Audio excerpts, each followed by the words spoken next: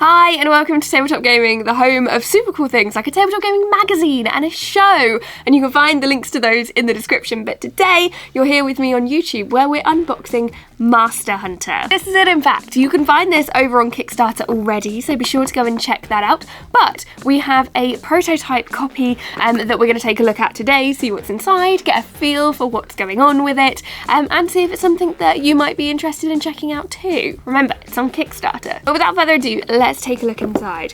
Now, this is a card game. You get a ton of cards in here, you get some dice, and the all-important rule book. It is sort of one of those that's like a really antagonistic style game. This isn't a co-op game by any means. This is a defeat your enemies because only one can survive style game. And there's tons of different ways to make the most out of that. You've got to think about traps, you've got to think about the tools, you've got to think about taking things from people and giving it back to people at the opportune time. All sorts. Now, as with most card games, it is a game for 2 players plus. We go to 2 to 5 in this case, and it will take anywhere between sort of 15 minutes to an hour to play for ages 8 and over. Now, let's see what we've got inside. Oh, actually, let's show you the box first. So, this is our funky artwork that we have across the cover. I quite like that. It feels almost video gamey, which is quite nice. And then we have, sort of looking at what it is on the back, a little bit more info, and those stats that I gave you just a moment ago as well. But let's take a look inside. So, haha. Okay, so here is the all-important rulebook, and quite nicely, as I would do this, not many pages. That's so good. I spend half my time trying to work out how on earth we play games. So having a short rulebook is always a plus. And there's a nice little FAQ on the back as well. Now it talks about you replacing the Master Hunter as the very first thing. Gives you an idea of what's in the contents, and then how to set up, how to play, what to do against specific things, and then the final battle. So not much to it in a good way. Now we also have the aforementioned dice. So these are D12s. We have 2 of these. So this will increase your sort of chance on the field. And then, unsurprisingly, we have the cards themselves. So if I just show you inside what we're looking at, nice use of space in there as well. It's a good sized game. I think it's only coming out at something like €12 as well, which is a really good price. But let's see what these are like, what sort of like the art style is like. Having had a nosy at these previously, so sort of through their own Kickstarter, I quite like how the art is presented, but does that translate into the cards? Let's find out. So we have different types of cards. So we've got the item card, for example. We've got a character card here.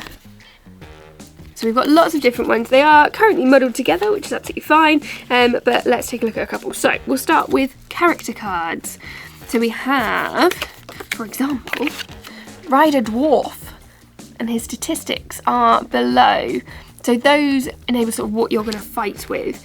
Lumberjane, she will cut everything that gets in her way. We've got a Novice Warlock. Oh, he's got a book saying Magic for Beginners, that's really cute. And then some more Crazy Witch, Animagus, which I recognise from Harry Potter, and Great Sorcerer. So all of them sort of make sense. They've all got really nice, distinct artwork in there, which is a good start. It's quite nice. There's a lot of different sort of areas to it, so we'll check out. Actually, let's have a look. So from left to right, we have speed, strength, agility, charisma, dexterity, and magic. Sort of standard ones you'll expect from things like RPGs and the like. Now let's have a look at some item cards, so the yellow ones. We have an item that's called Great Alliance. If you lose to a fiend, choose a player to help you. If he manages to win, you will share the prize, otherwise you will both die.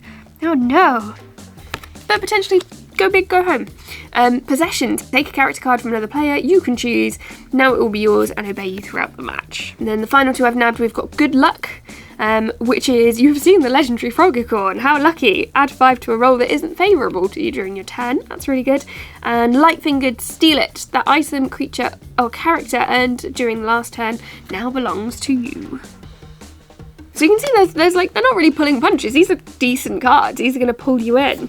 Let's have a look at the next one, which is Threat cards. Now these are unsurprisingly red. These are, I think, the ones that throw a spanner in the works, shall we say. So let's test how I can say things. So it's a Chili Huron, maybe, which looks like a ferret on fire.